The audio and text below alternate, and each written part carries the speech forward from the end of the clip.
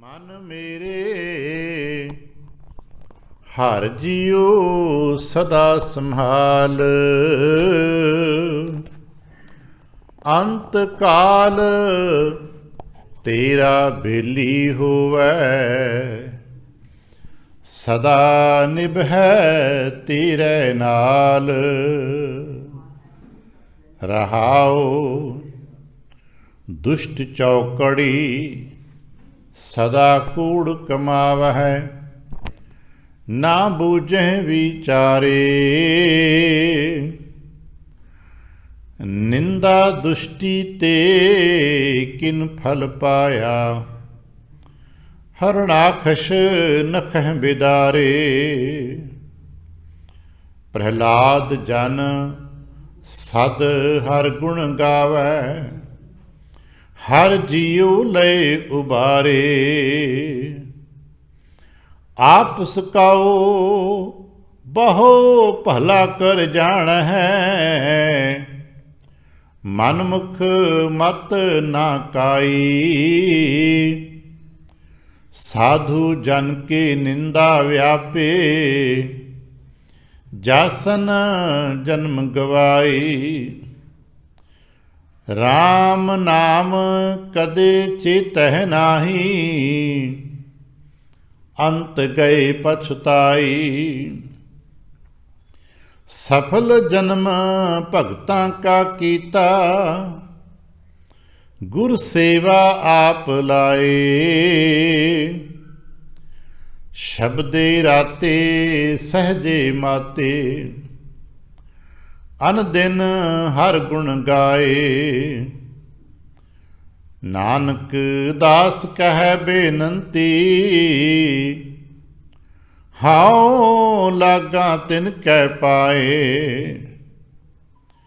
ਸਫਲ ਜਨਮ ਭਗਤਾਂ ਕਾ ਕੀਤਾ,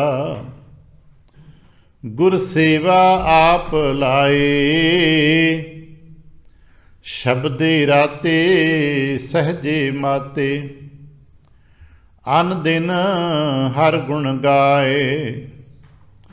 ਨਾਨਕ ਦਾਸ ਕਹਿ ਬੇਨੰਤੀ, ਹਉ ਲਾਗਾ ਤਿਨ ਕੈ ਪਾਏ। ਵਾਹਿਗੁਰੂ ਜੀ ਕਾ ਖਾਲਸਾ, ਵਾਹਿਗੁਰੂ ਜੀ ਕੀ ਫਤਿਹ। ਸਤਿਗੁਰੂ ਪਾਤਸ਼ਾਹ ਸਾਹਿਬ ਜੀ ਦੇ ਪਾਵਨ ਦਰਬਾਰ ਦੀਆਂ ਹਾਜ਼ਰੀਆਂ ਭਰਦਿਆਂ ਗੁਰੂ ਪਾਤਸ਼ਾਹ ਸਾਹਿਬ ਜੀ ਦੇ ਆਪਣੇ ਹੀ ਨਿਜ ਪਾਵਨ ਸਰੂਪ ਸ਼ਬਦ ਨਾਲ ਚਿੱਤ ਲਾ ਕੇ ਜਦ ਆਪ ਸਾਵਧਾਨ ਤੇ ਇਕਾਗਰ ਚਿੱਤ ਹੋਏ ਜੁੜ ਮਿਲ ਬੈਠੇ ਹੋ, ਪਾਤਸ਼ਾਹ ਗੁਰਦੇਵ ਜੀ ਦੀਆਂ ਬੇਅੰਤ ਮਹਿਰਮਤਾਂ ਤੇ ਵਡਿਆਈਆਂ ਜੋ ਸਤ ਸੰਗਤ ਵਿੱਚ ਸਦਾ ਵਰਤਦੀਆਂ ਨੇ, ਆਪ ਉਹਨਾਂ ਦੇ ਸਾਂਝੀ ਤੇ ਧਾਰਨੀ ਹੋਇਓ। ਕਿਰਪਾਲਤਾ ਕਰਨਾ, ਆਪਣੇ ਨਿਰਮਲ ਹਿਰਦੇ ਚੋਂ ਅਰਦਾਸ ਕਰਨਾ ਜੋ ਗੁਰੂ ਪਾਤਸ਼ਾਹ ਸਾਹਿਬ ਜੀ ਰਹਿਮਤ ਕਰਨ। ਪਾਵਨ ਸ਼ਬਦ ਦੀ ਵਿਚਾਰ, ਬੋਲਣ ਦਾ ਤਾਣ ਅਤੇ ਵਿਚਾਰ ਦਾ ਪ੍ਰਵਾਹ ਬਖਸ਼। ਇੱਕ ਵਾਰ ਆਸੀਸ ਦਿੰਦਿਆਂ ਅੰਮ੍ਰਿਤ ਦ੍ਰਿਸ਼ਟੀ ਪਾ ਕੇ ਜਪਣਾ ਜੀ ਸਤਨਾਮ ਸ਼੍ਰੀ ਵਾਹਿਗੁਰੂ। ਗਰੀਬ ਨਿਵਾਸ ਘਟ ਘਟ ਕੇ ਵਾਸੀ ਸ਼੍ਰੀ ਅਕਾਲ ਪੁਰਖ ਵਾਹਿਗੁਰੂ ਜੀ ਦਾ ਕੋਟਾਨ ਕੋਟ ਸ਼ੁਕਰਾਨਾ ਜੋ ਸੱਚੇ ਪਾਤਸ਼ਾਹ ਸਾਹਿਬ ਜੀ ਨੇ ਕਿਰਪਾ ਕੀਤੀ ਹੈ। ਸੰਪੂਰਨ ਰਹਿਣ ਆਪਣੇ ਪਿਆਰ ਤੇ ਭਾਣੇ ਵਿੱਚ ਬਤੀਤ ਕਰਾਈ ਹੈ। ਅੰਮ੍ਰਿਤ ਵੇਲੇ ਦੀ ਜਾਗ ਬਖਸ਼ਿਸ਼ ਕੀਤੀ ਤੇ ਇਸ ਵਕਤ ਆਪਣੇ ਹੀ ਪਾਵਨ ਦਰਬਾਰ ਦੀ ਹਾਜ਼ਰੀ ਭਰਨ ਦਾ ਸੁਭਾਗਾ ਸਮਾਂ ਬਖਸ਼ਿਸ਼ ਕੀਤਾ ਹੈ। ਹਰ ਰੋਜ਼ ਦੀ ਤਰ੍ਹਾਂ ਅੱਜ ਵੀ ਅੰਮ੍ਰਿਤ ਵੇਲੇ ਸੱਚੇ ਸਾਹਿਬ ਦੀ ਬਖਸ਼ਿਸ਼ ਦਾ ਦਰ ਖੁੱਲ੍ਹਿਆ। ਸਾਡੇ ਵਾਸਤੇ ਜੋ ਉਪਦੇਸ਼ ਪ੍ਰਾਪਤ ਹੋਏ,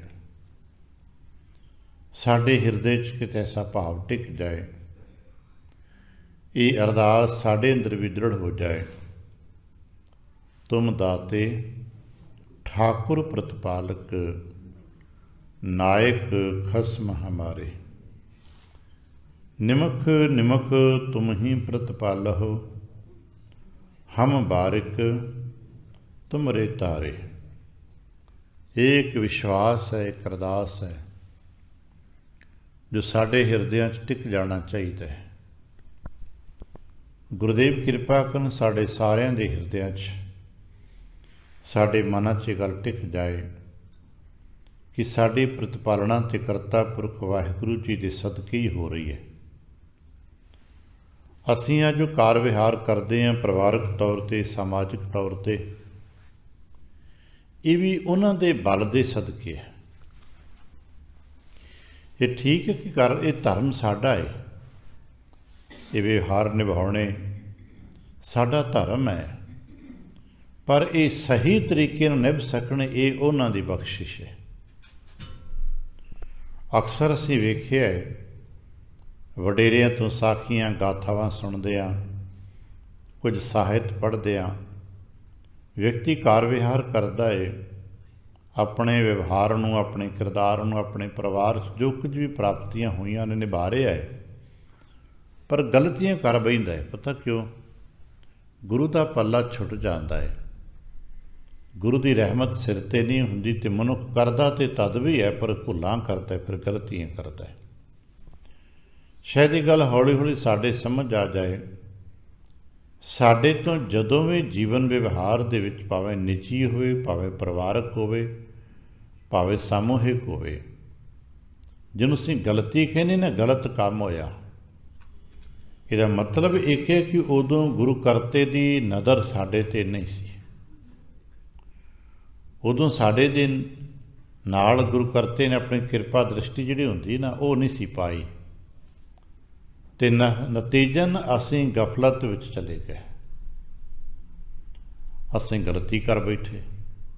ਅਤੇ ਉੱਥੇ ਖਲੋਤਾ ਹੋਇਆ ਦੂਜਾ ਮਨੁੱਖ ਇੱਕ ਹੋਰ ਹੈ, ਜਿਹੜਾ ਉਹਨਾਂ ਹਾਲਤਾਂ 'ਚ, ਉਹਨਾਂ ਪਰਿਸਥਿਤੀਆਂ ਸਾਡੇ ਵਾਂਗ ਹੀ ਹੈ, ਪਰ ਉਹਦੇ ਕੀਤੇ ਕਰਤੱਵ ਨੂੰ ਲੋਕ ਕਹਿੰਦੇ ਠੀਕ ਕੀਤਾ। ਬਸ ਉਹਨੇ ਆਪਣੇ ਗੁਰੂ 'ਤੇ ਵਿਸ਼ਵਾਸ ਰੱਖਿਆ, ਗੁਰੂ ਨੇ ਨਜ਼ਰ ਕੀਤੀ, ਕੰਮ ਤਾਂ ਉਹਨੇ ਵੀ ਕੀਤਾ, ਪਰ ਉਹਦੇ ਕੰਮ ਨੂੰ ਸਲਾਹਿਆ ਗਿਆ, ਸਿਫਤ ਕੀਤੀ ਗਈ। ਕੰਮ ਦੂਜੇ ਨੇ ਵੀ ਕੀਤਾ, ਉਹਦੇ ਕੰਮ ਦੀ ਸਲਾਹਤ ਨਹੀਂ ਹੋਈ, ਨਿੰਦਾ ਹੋ ਗਈ, ਕਿਉਂਕਿ ਉਹਦੇ ਅੰਦਰ ਗੁਰੂ ਪ੍ਰਤੀ ਉਹੋ ਜਿਹਾ ਭਾਵ ਨਹੀਂ ਸੀ, ਅਤੇ ਨਤੀਜਨ ਉਹਦੇ 'ਤੇ ਉਹੋ ਜਿਹੀ ਨਜ਼ਰ ਨਹੀਂ ਸੀ। ਸੂਰਜ ਦਾ ਚਾਨਣਾ ਤਾਂ ਮਿਲ ਹੀ ਰਿਹਾ ਸੀ, ਪਰ ਉਹ ਨਜ਼ਰ ਜਿਸ ਦੇ ਸਦਕੇ ਉਹ ਭਾਵ ਪ੍ਰਗਟ ਹੋਣ, ਅਤੇ ਭਾਵ ਜਿਹਦੇ ਸਦਕੇ ਨਜ਼ਰ ਹੁੰਦੀ ਹੈ, ਇੱਕ ਦੂਜੇ ਦੇ ਪੂਰਕ ਨੇ। ਮਨੁੱਖ ਦੇ ਹਿਰਦੇ 'ਚ ਆਪਣੇ ਗੁਰੂ ਦੇ ਪ੍ਰਤੀ ਭਾਵ ਹੋਣਗੇ ਤੇ ਨਜ਼ਰ ਹੋ ਜਾਏਗੀ, ਨਜ਼ਰ ਹੋ ਜਾਏਗੀ ਤੇ ਫਿਰ ਭਾਵ ਲਗਾਤਾਰ ਬਣੇ ਰਹਿਣਗੇ। ਅੱਜ ਅਸੀਂ ਇਹੀ ਗੱਲਾਂ ਨੂੰ ਸਮਝਣ ਦਾ ਯਤਨ ਕਰਦੇ ਹਾਂ, ਕਿਉਂਕਿ ਕਰਤਾ ਪੁਰਖ ਵਾਹਿਗੁਰੂ ਜੀ ਦੀ ਰਹਿਮਤ ਨੂੰ ਦਰਸਾਉਂਦੇ ਆ। ਸਾਨੂੰ ਕਿਹਾ ਕਿ ਤੁਮ ਦਾਤੇ ਠਾਕੁਰ ਪ੍ਰਤਪਾਲਕ, ਨਾਇਕ ਖਸਮ ਹਮਾਰੇ। ਅਸੀਂ ਇਸ ਨੂੰ ਹੋਰ ਗਹਿਰੇ ਸਮਝਣ ਦਾ ਯਤਨ ਕਰਨਾ, ਅਤੇ ਤੀਸਰੇ ਪਾਤਸ਼ਾਹ ਸਤਿਗੁਰੂ ਸਾਹਿਬ ਜੀ ਸਮਝਾ ਰਹੇ ਨੇ ਕਿ ਇਹ ਗੱਲਾਂ ਜਿਹੜਾ ਕਰ ਲੈਂਦਾ ਹੈ, ਜਿਹੜਾ ਇਸ ਮੁਕਾਮ 'ਤੇ ਪਹੁੰਚ ਜਾਂਦਾ ਹੈ ਕਿ ਤੁਮ ਦਾਤੇ ਠਾਕੁਰ ਪ੍ਰਤਪਾਲਕ, ਉਹਨੂੰ ਕੀ ਕਵਾਂਗੇ? ਉਸ ਵਿਅਕਤਿਤਵ ਨੂੰ ਮਹਾਰਾਜ ਕਹਿਣ ਲੱਗੇ ਤੇ ਭਗਤ ਹੁੰਦਾ ਹੈ। ਉਹਨੂੰ ਗੁਰਮੁਖ ਕਹਿ ਦਿਓ, ਉਹਨੂੰ ਭਗਤ ਕਹਿ ਦਿਓ, ਉਹਨੂੰ ਸਾਧੂ ਕਹਿ ਲਓ, ਉਹਨੂੰ ਪੂਰਨ ਗੁਰਸਿੱਖ ਕਹਿ ਲਓ, ਜੋ ਮਰਜ਼ੀ ਕਰ ਲਓ। ਇਸੇ ਕਰਕੇ ਗੁਰਬਾਣੀ 'ਚ ਬਹੁਤ ਥਾਵਾਂ 'ਤੇ ਭਗਤ ਅਤੇ ਗੁਰਮੁਖ ਦਾ ਕਰਤੱਵ ਇੱਕੋ ਜਿਹਾ ਦਿੱਤਾ ਗਿਆ। ਅੱਜ ਵੀ ਬਚਨ ਗੁਰਮੁਖ ਭਗਤ ਹੀ ਕਰੈ, ਅਸੀਂ ਕਹਾਂਗੇ ਭਗਤ ਭਗਤੀ ਕਰਦਾ ਹੈ, ਪਰ ਸਤਿਗੁਰੂ ਕਹਿਣ ਲੱਗੇ ਨੇ ਗੁਰਮੁਖ ਭਗਤੀ ਕਰਦਾ ਹੈ, ਕਿਉਂਕਿ ਗੁਰਮੁਖ ਅਤੇ ਭਗਤ ਦਾ ਜੋ ਆਚਰਣ ਹੈ ਇੱਕੋ ਹੀ ਹੈ। ਸਾਡੇ ਕਹਿਣ ਦੇ ਸ਼ਬਦ ਅਲੱਗ ਅਲੱਗ ਨੇ, ਫਲਾਣਾ ਬੰਦਾ ਬੜਾ ਗੁਰਮੁਖ ਹੈ, ਅਤੇ ਦੂਜਾ ਬੰਦਾ ਉਸੇ ਪ੍ਰਤੀ ਕਹਦੇ ਫਲਾਣਾ ਬੰਦਾ ਬੜਾ ਭਗਤ ਹੈ। कि जो अपने गुरु के भै विच है, जिसनों अपने गुरु करते के बाबत ज्ञान है, तो जो अपने अंदर के विकारां का त्याग कर देंदा है, वही तो भगत है, जिसका मुख सदा अपने गुरु वाल हो जाता गुरुमुख है। जिन्ना चिर विकार प्रवृत्तियों का त्याग नहीं होएगा, उन्ना चिर मुख गुरु वाल भी नहीं होएगा, क्योंकि अजे मुख उस विकार की प्रवृत्ति वाल है, उस विकार वाल ध्यान है, ये कुछ मिलेगा, आ कुछ कर लेना चाहिए है। आप कई बार अपने मन के अंदर झात पा के देखांगे ना, विकार दियाँ कुछ प्रकृतियाँ, कुछ सुभाव, कुछ पक्ष साडे अंदर टिक जाते ने, तो मन में एक ख्याल प्रगट होंदा, अच्छा किते देखिया होंदा सावी है, तो विकार ही है, तो गलत ही, पता तो होना चाहिए ना, क्योंकि ध्यान विकार वाल है। सतगुरु कहन लगे नहीं, गुरमुख का ध्यान ही गुरु वाल होंदा है। बस ये नहीं कि वह बहुत बड़े बड़े मंत्र पढ़ी जाता हर वक्त, माला फेरी जाता, मंत्र पढ़ी जाता, बड़े पाठ अनुष्ठान करता नहीं। गुरमुख का मतलब है जिसका मुख गुरु वाल है। हुण वो होर कोई क्रियाकर्म हो जो वक्रे वक्रे नहीं करता, अपने वालों पुरजोर कोशिश करता है कि बस गुरु का वचन कमा सका, वो तो पहरा दे सका, तो वही भगती है। एक बेनती फिर कर ली सांझी समझ आ जाए, भगती कोई वक्री क्रिया नहीं है कि भाई किसी खास टिकाने ते जाके जल चढ़ाना ही भगती है, किते जाके कोई मंत्र पढ़ना ही भगती है। साडे दिलो दिमाग च अजे तक ये गल्लां टिक गईयां ने कि भगती कुल विशेष व्यक्ति ही कर सकते ने, तो भगती दी कुछ विशेष क्रियावां ने भी देखो जी, भगत तो भाई बड़ा औखे ने, उत्ते तड़क उठना पैंदा है जी, किते जाना नहीं, रिश्तेदारी खुशी गमी च नहीं जाना, सारा दिन माला फेरनी है भाई, तां किते जाके भगती नेपरे चढ़ती है। ये साडे दिलो दिमाग ते इहो जे गहरी दबाव पै गए ने कि असीं अजे गुरु नानक दे प्यार नूं समझण दा यतन ही नहीं करते, समझ तो दूर की गल है। गुरु नानक पातशाह साहब ने जो सानूं जीवन जुगती दिती है, उहदे विच किधरे भटकना है ही नहीं, बिल्कुल सीधा सादा मार्ग है। ऐसे करके निर्मल पंथ नूं किया गया भी अपने घर परिवार दे विच जो कुछ भी तुहाडे करतब ने, जो कुछ व्यवहार ने, जो कुछ ड्यूटीज़ ने, बस निर्मलता दे नाल निभा दिओ ते ध्यान अपना गुरु वाल रखियो। वही सिमरन है जिन्हों कहते हैं किरत करना ते नाम जपना है, और ये करन वाला गुरमुख हो जाता है। तो गुरमुख ये करता है, किरत करता है, किरत करदा करदा परमेश्वर का ध्यान रखता है। कह लगे गुरमुख भगत करें, ये गुरमुख भगती करते हैं। गुरमुख भगती इहो जी है, इसनूं असीं प्रेमा भगती भी कहने आ। जो कुछ भी कर्म करतब करना घर परिवार का प्रेम दे नाल करना। हौली हौली जदों अभ्यास करके देखांगे तो साडे जो करतब ने ना, वो सारे ही प्रभु नूं समर्पित हो जाएंगे, बशर्ते एक बार पहला अभ्यास सानूं प्रपक्ष करना पैना। अगर किसी नूं असीं भोजन भी छकावांगे तो प्रभु नूं छका रहे हैं, जल पिलावांगे तो प्रभु नूं पिला रहे हैं, फिर वाहिगुरु भी चिंतन च आ जाएगा, चित्त विच वस जाएगा और भगती निरंतर हो जाएगी। गुरमुख ये गल कर सकते नहीं, गुरमुख करते ने। जे गुरमुख करते ने ना, तो गुरसिखां का डेस्टिनेशन तो गुरमुख ही है ना। असी गुरमुख बनना है, गुरमुख बन गए तो गुरु रूप हो जावांगे। जिन्ना चिर गुरमुख ना बने उन्ना चिर उस अवस्था तो दूर आ। असां यतन करना है असीं गुरमुख बन सकीए। महाराज अज यही गल के आख्या कर, गुरमुख भगति करें। गुरमुख भगती करते हैं तो नतीजा की मिलता है जी, क्योंकि असीं मनुख हाँ ना, तो हर काम का नतीजा लोड़ते हैं। की मिलेगा जी? अज भी जे किसी सधारण व्यक्ति नूं कहिए ना भई तुसीं आ काम छड्ड दिओ ते आ करो, कहदा की मिलेगा, फायदा की होएगा। किसी व्यक्ति नूं क्या करिए भाई संगत विच आया करो, तो कहदा की फायदा होएगा। और मनुख दे इसे भाव का लाभ उठांदियां होया लोग मनुख नूं कह दिंदे तूं आ काम कर, साडे वांग तूं करिया कर। वो पुछदे फायदा की? कहण लगा देखो तेनों पैसे मिल गए, तेरे पुत्र नूं नौकरी मिल जाएगी, ਤੈਨੂੰ ਵੀ ਕੰਮ ਦੇ ਦਿਆਂਗੇ, ਤੇਰੇ ਘਰ ਦਾ ਇੰਤਜ਼ਾਮ ਕਰ ਦਿਆਂਗੇ। ਨਤੀਜਾ ਲਾਲਚ ਹੈ ਨਾ, ਤੇ ਵਿਅਕਤੀ ਲਾਲਚ ਵਸ ਆ ਕੇ ਆਪਣੇ ਪਿਤਾ ਪੁਰਖੀ ਆਚਰਣ ਨੂੰ ਤਿਆਗ ਬਹਿੰਦਾ ਹੈ, ਤੂੰ ਦੂਜੇ ਦਾ ਕਿਸੇ ਚੋਲਾ ਗਲ ਪਾ ਲੈਂਦਾ। ਔਰ ਇਹ ਸੰਸਾਰ 'ਚ ਗਾਹੇ ਬਗਾਹੇ ਸਦੀਆਂ ਤੋਂ ਹੁੰਦਾ ਆਇਆ, ਸਦੀਆਂ ਤੱਕ ਹੁੰਦਾ ਰਹਿਣਾ। ਅੱਜ ਵੀ ਆਲੇ ਦੁਆਲੇ ਹੋ ਰਿਹਾ, ਜਿਹਨੂੰ ਸਾਡੇ ਅਖਬਾਰਾਂ 'ਚ ਲਾਲਚ ਕਰਕੇ ਧਰਮ ਪਰਿਵਰਤਨ ਕਰਵਾ ਲੈਂਦੇ ਲੋਕ। ਅਖਬਾਰਾਂ 'ਚ ਪੜ੍ਹਦੇ ਨਾ ਆਪਾਂ, ਫਲਾਣੇ ਨੇ ਧਰਮ ਪਰਿਵਰਤਨ ਕੀ ਲਾਲਚ ਕਰਕੇ।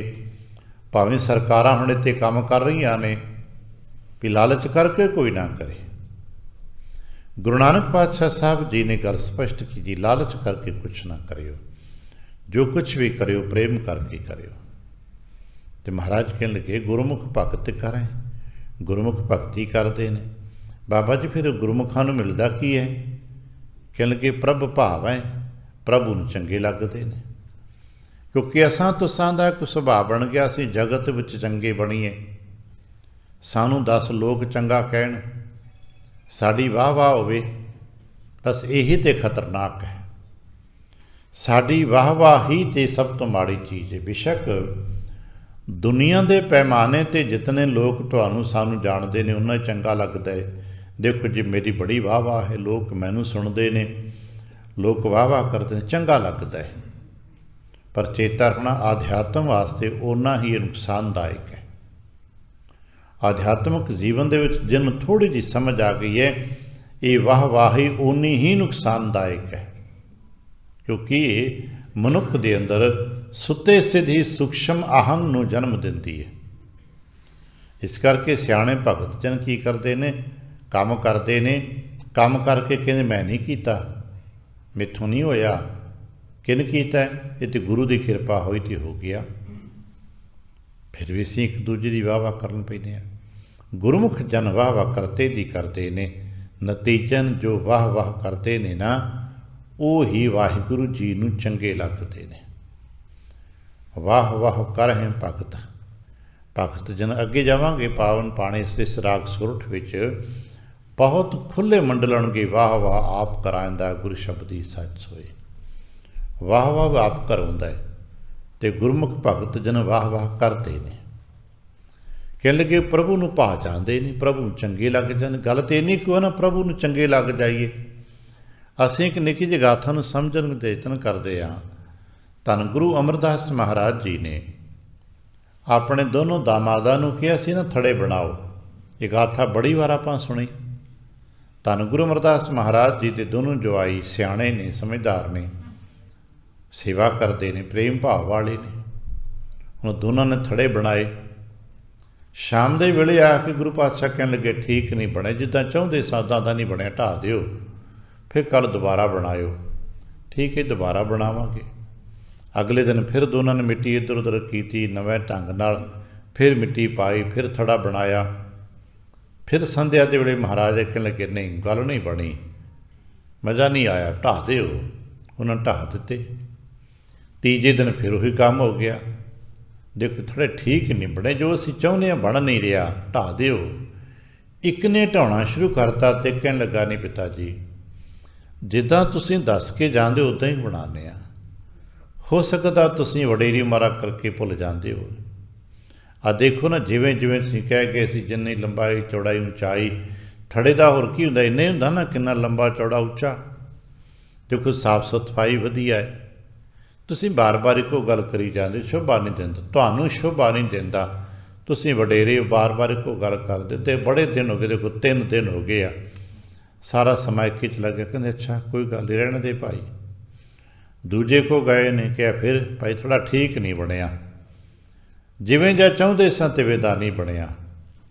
ਉਹਨੇ ਫਿਰ ਢਾਉਣਾ ਸ਼ੁਰੂ ਕਰ ਦਿੱਤਾ ਅਤੇ ਨਤੀਜਾ ਕੀ ਮਿਲਿਆ? ਉਹ ਆਪਣੇ ਗੁਰੂ ਘਰ ਦੇ ਨੂੰ ਭਾ ਗਿਆ। ਥੜਾ ਬਣਨ ਦੀ ਕੀਮਤ ਨਹੀਂ ਹੈ। ਅਸੀਂ ਆਪਣੇ ਆਪ ਨੂੰ ਦੇਖੀਏ ਕਿ ਅਸੀਂ ਜੋ ਕੁਝ ਵੀ ਆਪਣੇ ਜੀਵਨ ਦਾ ਥੜਾ ਬਣਾ ਰਹੇ ਹਾਂ, ਕਿ ਥੜਾ ਬਣਾ ਅਤੇ ਥੜਿਆ ਬਣਾਉਣ ਵਾਲਾ ਕੀ ਗੁਰੂ ਨੂੰ ਚੰਗਾ ਲੱਗਦਾ ਹੈ?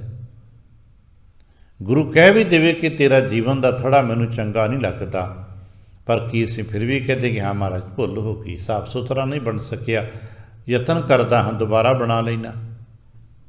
ਪਰ ਅਸੀਂ ਤਾਂ ਉਦੋਂ ਫਿਰ ਆਰਗੂਮੈਂਟ ਕਰਦੇ, ਦੇਖੋ ਜੀ ਉਨੀ ਲੰਬਾਈ ਹੈ, ਉਨੀ ਚੌੜਾਈ ਹੈ, ਦੇਖੋ ਜੀ ਉਚਾਈ ਹੈ, ਸਾਫ ਸਫਾਈ ਵੀ ਹੈ। ਬਿਲਕੁਲ ਤੁਹਾਡੇ ਦੱਸਿਆ ਹੋਇਆ ਇੱਕ ਵਚਨ ਪੂਰਾ ਬਿਲਕੁਲ ਕਾਨੂੰਨੀ ਤਰੀਕੇ ਦੇ ਨਾਲ, ਸਮਾਜਿਕ ਤਰੀਕੇ ਦੇ ਨਾਲ, ਮਰਿਆਦਾ ਦੇ ਤਰੀਕੇ ਦੇ ਨਾਲ ਸਾਡੇ ਜੀਵਨ ਦੇ ਥੋੜ੍ਹੇ ਚੰਗੇ ਹੋਣਗੇ।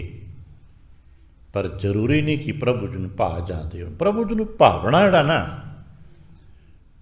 ਮਨ ਨੂੰ ਚੰਗਾ ਲੱਗਣਾ, ਉਹਦੇ ਕੋਈ ਪੈਰਾਮੀਟਰ ਨਹੀਂ ਹੈ। ਅਸੀਂ ਫਿਲਾਸਫੀ ਨੂੰ ਕਦੇ ਕਦੇ ਸਮਝਣ ਦਾ ਯਤਨ ਕਰਦੇ ਹੁੰਦੇ ਹਾਂ, ਸਾਨੂੰ ਤੁਹਾਨੂੰ ਕਿਵੇਂ ਕੋਈ ਚੀਜ਼ ਭਾਉਂਦੀ ਹੈ। ਆਪਾਂ ਕਿਸੇ ਬਗੀਚੇ 'ਚ ਜਾਈਏ ਨਾ, ਅਤੇ ਬਹੁਤ ਸਾਰੇ ਫੁੱਲ ਖਿੜੇ ਹੋਣ, ਅਤੇ ਉਹਨਾਂ ਵਿੱਚੋਂ ਸਾਨੂੰ ਇੱਕ ਫੁੱਲ ਤੋੜਨ ਦੀ ਇਜਾਜ਼ਤ ਹੋਵੇ, ਵੀ ਬਹੁਤ ਸਾਰੇ ਫੁੱਲ ਖਿੜੇ ਨੇ, ਇੱਕ ਤੋੜਨਾ ਹੈ। ਹੁਣ ਸਾਰੇ ਆਪਣੇ ਥਾਂ 'ਤੇ ਵਧੀਆ ਨੇ, ਇੱਕੇ ਮਾਲੀ ਦੀ ਪਾਣੀ ਮਿਹਨਤ ਮਸ਼ੱਕਤ ਦੇ ਸਦਕੇ ਫੁੱਲ ਖਿੜੇ ਨੇ, ਕੋਈ ਫੁੱਲ ਮਾੜਾ ਨਹੀਂ ਹੈ। ਪਰ ਤੁਸਾਂ ਤੇ ਕੀ ਤੋੜਨਾ ਨਾ, ਤੇ ਕੀ ਕਰਦੇ ਹੋ ਕਿ ਪਹਿਲਾ ਫੁੱਲ ਤੋੜਦੇ ਹੋ। ਕਦੇ ਅਜੇ ਤੱਕ ਐਸਾ ਵਿਅਕਤੀ ਨਜ਼ਰ ਨਹੀਂ ਆਇਆ ਕਿ ਬਗੀਚੇ 'ਚ ਕਦਮ ਧਰਿਆ ਤਾਂ ਜੋ ਪਹਿਲੇ ਕਿਨਾਰੇ 'ਤੇ ਪਹਿਲੇ ਨੰਬਰ 'ਤੇ ਫੁੱਲ ਅਸੀਂ ਤੋੜ ਲਈ। ਸਾਰੇ ਫੁੱਲਾਂ 'ਤੇ ਘੁੰਮ ਕੇ ਇੱਕ ਨਜ਼ਰ ਪਏਗੀ, ਇੱਕ ਵਾਰ ਵੇਖਾਂਗੇ ਸਾਰੇ ਫੁੱਲਾਂ ਨੂੰ, ਅਤੇ ਉਹਨਾਂ ਸਾਰੇ ਫੁੱਲਾਂ ਵਿੱਚੋਂ ਜੇ ਇੱਕ ਤੋੜ ਲਾਂਗੇ। ਜੇ ਸਾਨੂੰ ਕੋਈ ਅਰਸਤੂ ਵਰਗਾ ਗਿਆਨੀ ਮਿਲ ਜਾਏ ਅਤੇ ਉਹਨੂੰ ਪੁੱਛ ਵੀ ਦੱਸ ਇਸ ਫੁੱਲ ਨੂੰ ਕਿਉਂ ਤੋੜਿਆ ਏ, ਇਹਦੇ ਨਾਲ ਦੇ ਫੁੱਲ 50 ਹੋਰ ਲੱਗੇ ਸੀ, ਉਹਨਾਂ ਦੇ ਵਿੱਚੋਂ ਇਹ ਕਿੱਦਾਂ ਚੁਣਿਆ? ਕੋਈ ਪੈਰਾਮੀਟਰ ਹੈ ਹੀ? ਨਾਪ ਦਾ, ਤੋਲ ਦਾ, ਰੰਗ ਦਾ, ਰੂਪ ਦਾ, ਸੁਗੰਧ ਦਾ, ਸਭ 'ਚ ਇੱਕ ਸਮਾਨ ਹੈ।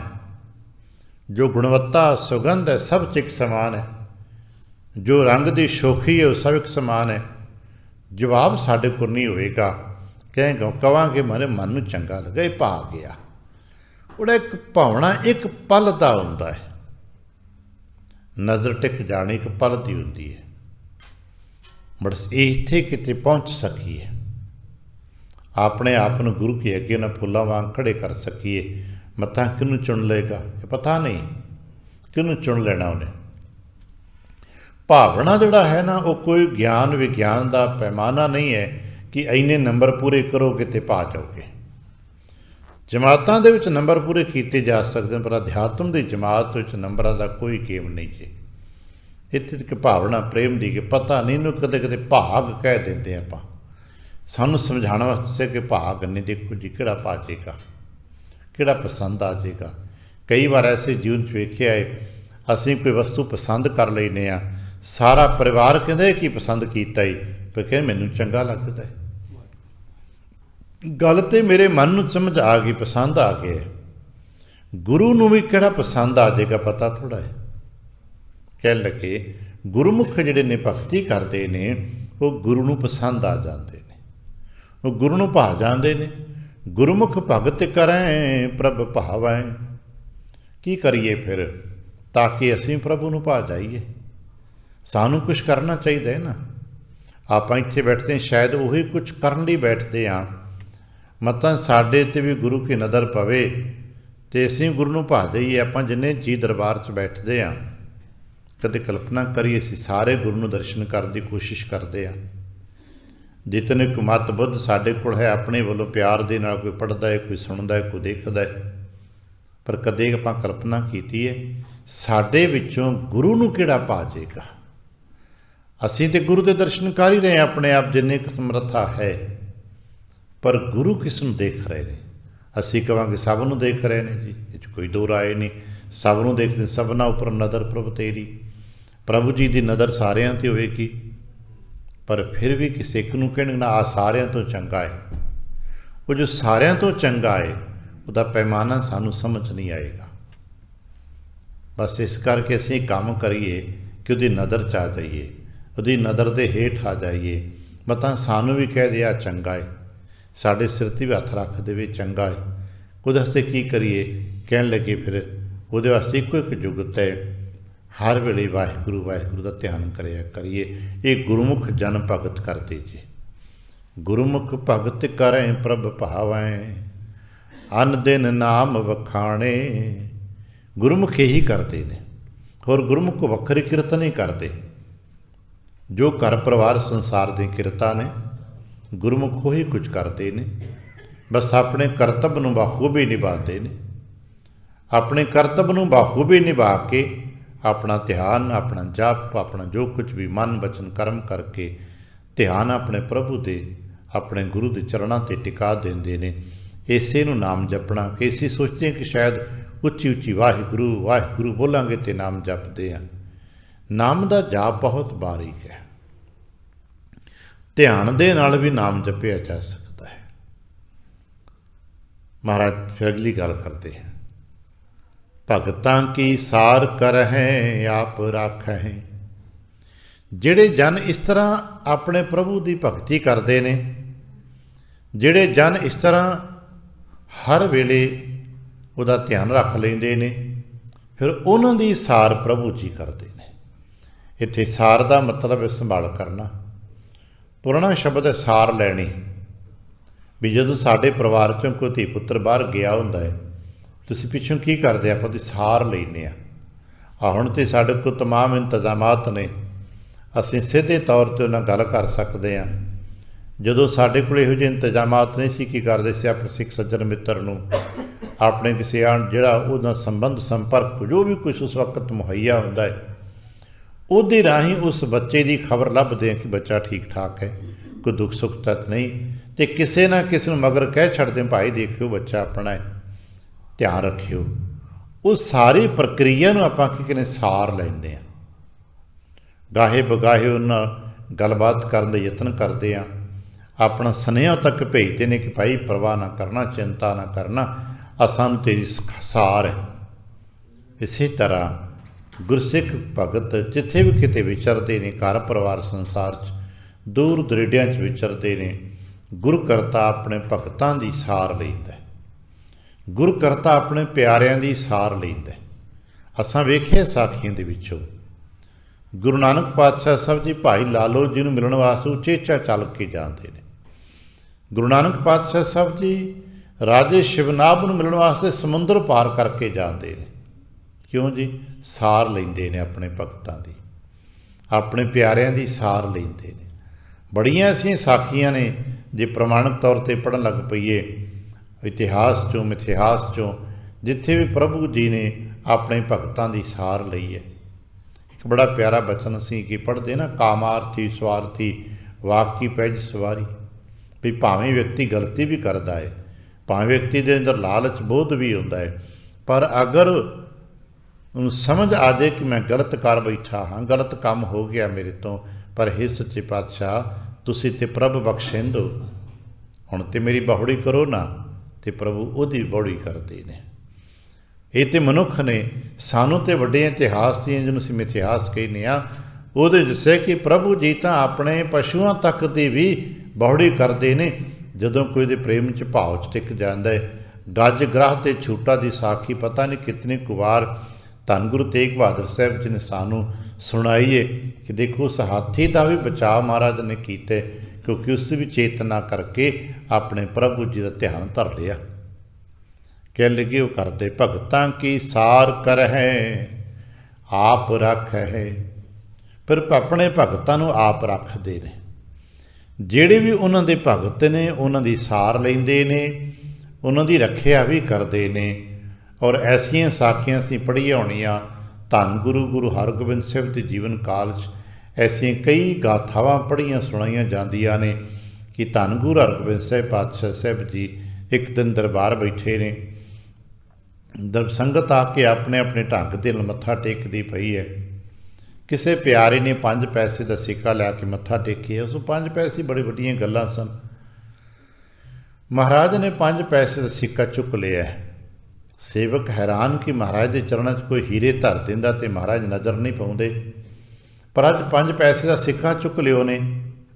ਕਦੇ ਸੱਜੀ ਤਲੀ 'ਤੇ ਧਰ ਲੈਂਦੇ ਨੇ, ਕਦੇ ਖੱਬੇ ਹੱਥ ਰੱਖ ਲੈਂਦੇ ਨੇ, ਜਿਵੇਂ ਕੋਈ ਖੇਡਦਿਆਂ ਹੁੰਦਾ, ਕਦੇ ਸੱਜੇ ਹੱਥ ਕਦੇ ਖੱਬੇ ਹੱਥ। ਕੁਝ ਪਲ ਇਸੇ ਤਰ੍ਹਾਂ ਉਹ ਸਿੱਕਾ ਕਦੇ ਸੱਜੀ ਤਲੀ 'ਤੇ ਕਦੇ ਖੱਬੀ ਤਲੀ 'ਤੇ ਟਿਕਾ ਲਿਆ, ਫਿਰ ਸਿੱਕਾ ਰੱਖ ਦਿੱਤਾ। ਜਦੋਂ ਸਿੱਕਾ ਰੱਖ ਦਿੱਤਾ ਤੇ ਸੇਵਕਾਂ ਪੁੱਛਿਆ, ਮਹਾਰਾਜ ਇਹ ਕੀ ਕੌਤਕ ਹੋਇਆ? ਕਹਿਣ ਲੱਗੇ, ਤੁਹਾਨੂੰ ਪਤਾ ਹੈ ਸਾਡੇ ਇੱਕ ਸੇਵਕ ਦੇ ਖਿਲਾਫ ਕੁਝ ਚੁਗਲਾਂ ਨੇ ਸ਼ਿਕਾਇਤ ਕਰਕੇ ਉਹਦੇ ਉੱਤੇ ਸਰਕਾਰੀ ਛਾਪਾ ਪਵਾ ਦਿੱਤਾ ਅਤੇ ਨਾਲ ਹੀ ਨਾਲ ਬੇਈਮਾਨੀ ਦੇ ਨਾਲ ਉਹਦੇ ਵੱਟੇ ਬਦਲ ਦਿੱਤੇ ਨੇ। ਪੁਰਾਣੀ ਸਾਖੀ 'ਚ ਭਾਈ ਕੇਦਾਰੀ ਨਾਮ ਉਹਦਾ ਹੁੰਦਾ ਕਿ ਭਾਈ ਸ਼ਰੀਕੇ ਕਹਿ ਜਾਂਦੇ ਨੇ, ਸ਼ਰਾਰਤੀ ਤੱਤ ਕਹੇ ਜਾਂਦੇ ਨੇ, ਜੋ ਨੀਚਾ ਦਿਖਾਉਂਦੇ ਨੇ, ਉਹਦੇ ਵੱਟੇ ਬਦਲ ਦਿੱਤੇ, 5 ਪੈਸੇ ਤੋਲ ਦਾ ਵੱਟਾ ਘੱਟ ਕਰ ਦਿੱਤਾ, ਅਤੇ ਨਾਲ ਹੀ ਸਰਕਾਰੀ ਬੰਦੇ ਨੂੰ ਸ਼ਿਕਾਇਤ ਕਰਤੀ, ਦੇਖੋ ਜੀ ਘੱਟ ਤੋਲਦਾ। ਸਰਕਾਰੀ ਬੰਦੇ ਆ ਗਏ, ਜਦੋਂ ਵੱਟੇ ਤੋਲਣ ਲੱਗੇ ਤੇ ਕੇਦਾਰ ਨੇ ਅਰਦਾਸ ਕੀ, ਸੱਚੇ ਪਾਤਸ਼ਾਹ ਮੈਨੂੰ ਨਹੀਂ ਪਤਾ ਕਿ ਕੀ ਹੋਇਆ।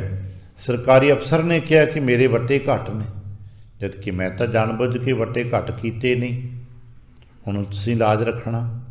ਅਤੇ ਕਹਿੰਦੇ ਉਹਦੇ ਵੱਟੇ ਚੂँकि 5 ਪੈਸੇ ਘੱਟ ਕਰਤੇ ਸਨ ਕਿਸੇ ਸ਼ਰਾਰਤੀ ਨੇ, ਅਤੇ ਜਿੱਧਰ ਉਹ ਵੱਟਾ ਰੱਖਿਆ ਜਾਂਦਾ ਅਸੀਂ ਉਹ 5 ਪੈਸੇ ਪੂਰੇ ਕਰ ਦਿੰਦੇ ਹਾਂ। ਅਤੇ ਜਦੋਂ ਸਿੱਕਾ ਰੱਖ ਦਿੱਤਾ, ਹੁਣ ਕੀ ਹੋਇਆ, ਕਹਿਣ ਲੱਗੇ ਜੋ ਅਫਸਰ ਤੋਲ ਕੇ ਤਸੱਲੀ ਕਰਕੇ ਚਲੇ ਗਏ ਨੇ।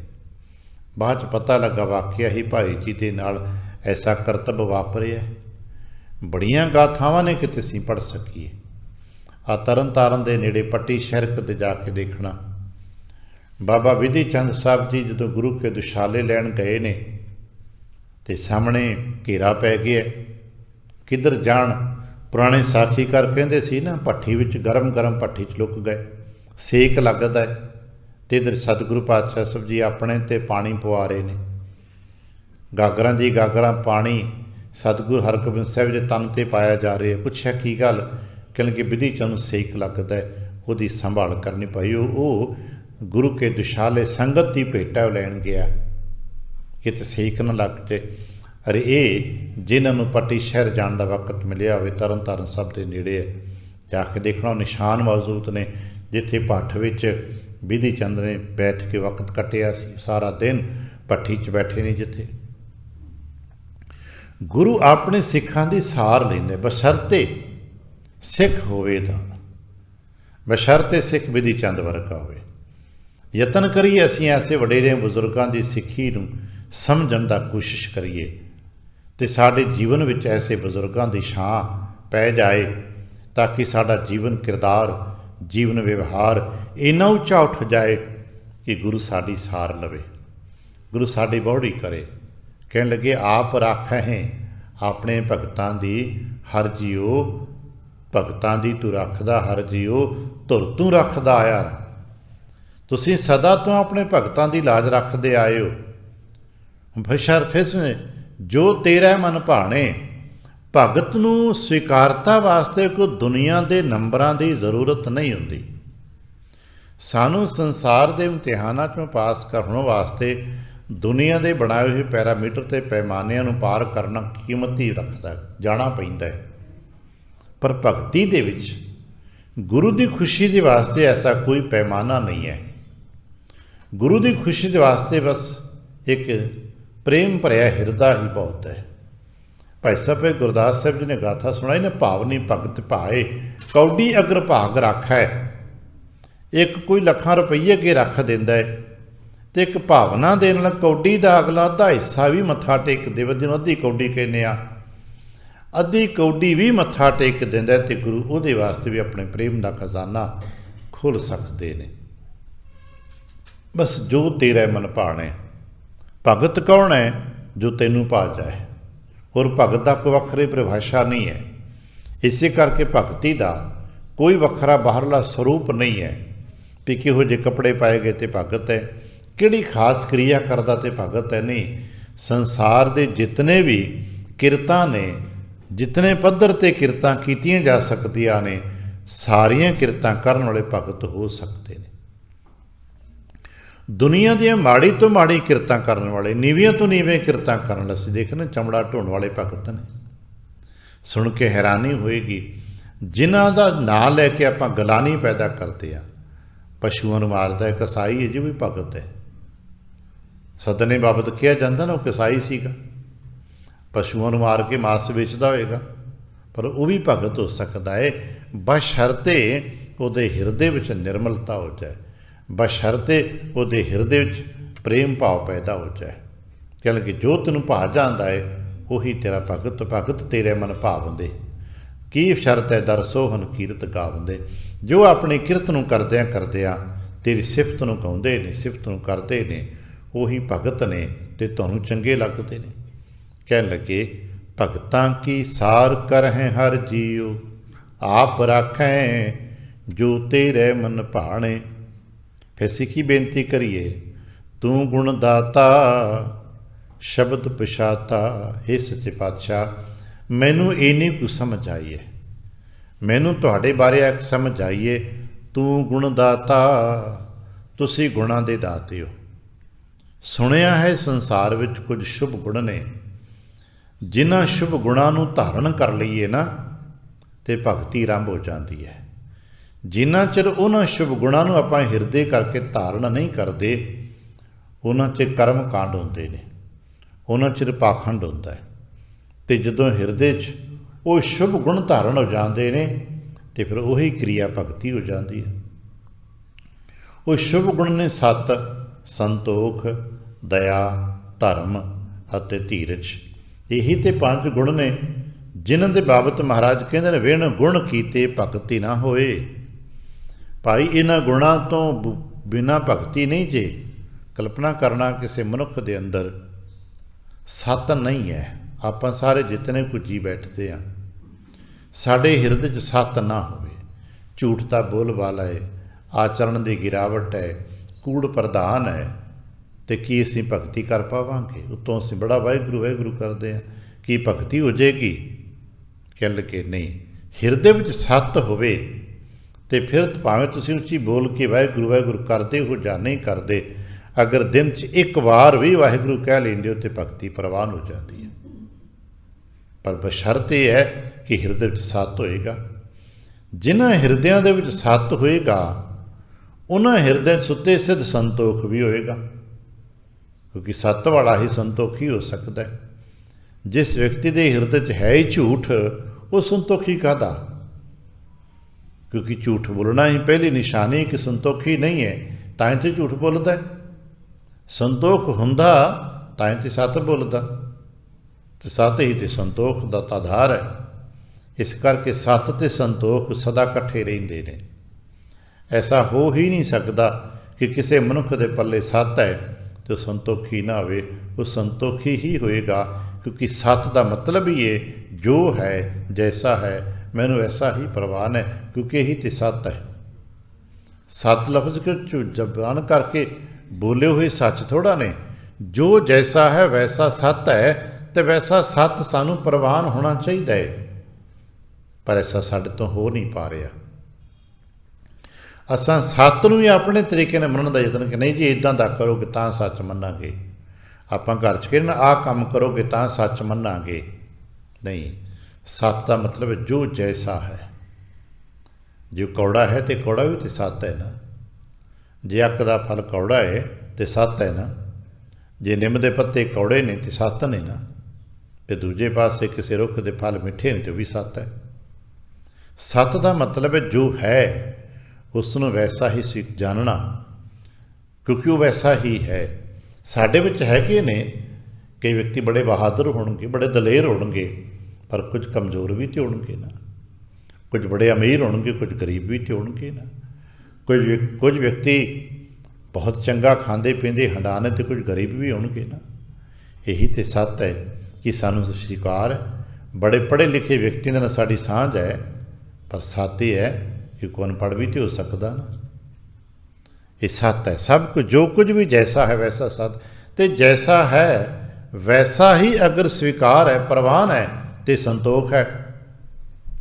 असी संतोख नूं कि ना ना ना ना जी मैनू नहीं चाहिए, ना ना जी मैं नहीं लेता।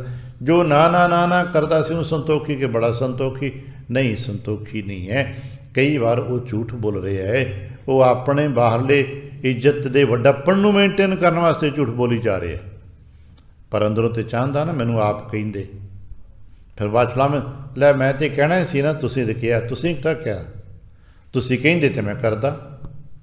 जिहड़ा ये व्यक्ति चाहत रखता है कि दूसरा व्यक्ति कहे तां मैं करांगा, तो क्षमा करना दे कोल संतोख नहीं है। वो दे अंदर लोभ वरत रहे है, वो दे अंदर सूक्ष्म हौमे वरत रही है। इस करके नहीं, सत होना गुण होवे तां भगती होएगी। महाराज कहन लगे गुण होवे तो भगती हुंदी है। सानू समझ आ जाए एक सत, फिर संतोख है, फिर दया है। किसी जी ते दया याद रखना, जी दया ही प्रवान है। ਅਸੀਂ ਪੜ੍ਹਦੇ ਨਾ, ਜੀ ਦਇਆ ਪ੍ਰਵਾਨ ਹੈ। ਕਿਸੇ ਜੀ ਤੇ ਕੀ ਤਰਸ ਕੀਤਾ ਕਦੇ? ਕਿ ਆਪਣੇ ਤੋਂ ਛੋਟੇ ਤੇ, ਆਪਣੇ ਤੋਂ ਗਰੀਬ ਤੇ, ਆਪਣੇ ਤੋਂ ਮਜ਼ਲੂਮ ਤੇ, ਕਿਸੇ ਦੀ ਮਜਬੂਰੀ ਨੂੰ ਦੇਖ ਕੇ ਕਿ ਅਸੀਂ ਕਦਾਂ ਤਰਸ ਕੀਤਾ, ਦਇਆ ਕੀਤੀ ਹੈ? ਜਾਂ ਕਿਤਾਬਾਂ ਵਾਲੀ ਦਇਆ ਨਹੀਂ, ਕਿ ਕਿਸੇ ਗਰੀਬੀ ਨੂੰ ਦੇਖ ਕੇ, ਕਿਸੇ ਦੀ ਮਜ਼ਲੂਮਤ ਨੂੰ ਦੇਖ ਕੇ, ਕਿਸੇ ਦੀ ਮਜਬੂਰੀ ਨੂੰ ਦੇਖ ਕੇ ਕਿ ਅਸਾਂ ਕਦੇ ਕੋਈ ਦਇਆ ਕੀਤੀ ਹੈ?